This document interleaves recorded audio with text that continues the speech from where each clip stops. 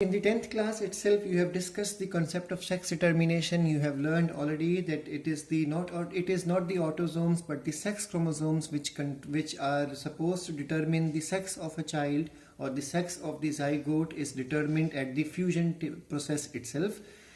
We have already learned in the junior classes that there are 22 autosomes present in the sperm and 22 autosomes present in the case of the egg, but there is one X in the case of the egg, and it could be either X or Y in the case of the sperm.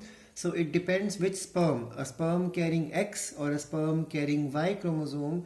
It depends which one is successfully able to cause fertilization will determine whether it is going to be the 22 pairs of autosome and XX combination or 22 pairs of autosome and XY combination. So this is determined at the time of the fertilization. It's always a chance process.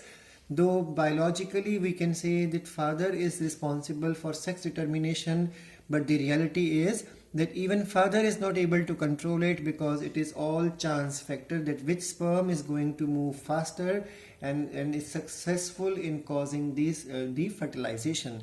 Now the next thing is, once the zygote is formed, the zygote starts undergoing division. Now remember that the mitotic divisions which take place in the zygote are called as cleavage. They are not called as normal divisions, because in the concept of normal division, every time a cell divides, the resultant cells are supposed to grow into the similar size like the mother cell. But in the case of cleavage, the cells do not grow back into the normal size, so their size slowly shrinks, because the concept is, but we all know that the egg is the largest cell in the human female body. So this egg has to grow smaller and smaller in size to reach to the right size and surface and volume ratio, so it can survive and function to its maximum efficiency. So the size of the cells have to continuously decrease. That's why it's a different type of mitotic division where growth phase is missing. That's why it is called as cleavage. So cleavage occurs through the fallopian tube, and by the time it reaches into the uterus also. So then afterwards it is supposed to undergo implantation for the next many months, so that there could be a complete process of the embryo development. So let's go through the NCERT.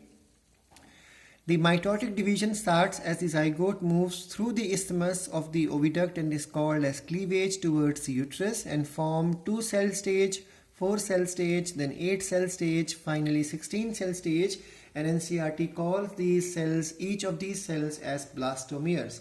The embryo with 8 to the 16 blastomere stage, as per the NCERT, is called as morula, and morula continues to divide and transforms into another structure called as the blastocyst. Remember, morula and blastocyst, they both are important from the board point of view. They generally come in the exams and to label the various parts, so please go through it from the NCERT figure 3.11 F as well as G. The morula divides to transform into blastocyst, and it moves further towards the uterus. So please remember, it is the blastocyst stage at which the implantation takes place. So blastomeres in the blastocyst are arranged in an outer layer called as trophoblast. Now tropho stands for food, blast means formation, so it is basically the nutrition providing cells. That's why they are called as trophoblast. You can add one more point. Trophoblast later give rise to placenta formation. It develops the chorionic villi also.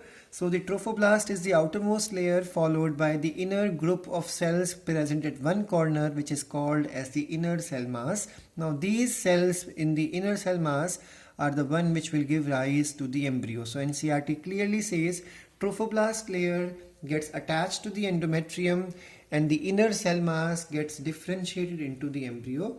After attachment, the uterine cells also divide rapidly and covers the blastocyst. This will secure the blastocyst, so that now for the next many months there is going to be lots of changes and the baby size is going to grow. That's why the uterus tissue is also supposed to cover the blastocyst properly. It becomes embedded in the endometrium, and this is called as implantation. This leads to pregnancy. Now, what exactly happens in pregnancy and what happens in the embryonic development along with the concept of the placenta, role of placenta, how many roles and the hormones it produces, followed by the concept of the 9-month, what developments takes place in 9-month, and the last concept of parturition and lactation we will cover in the next class.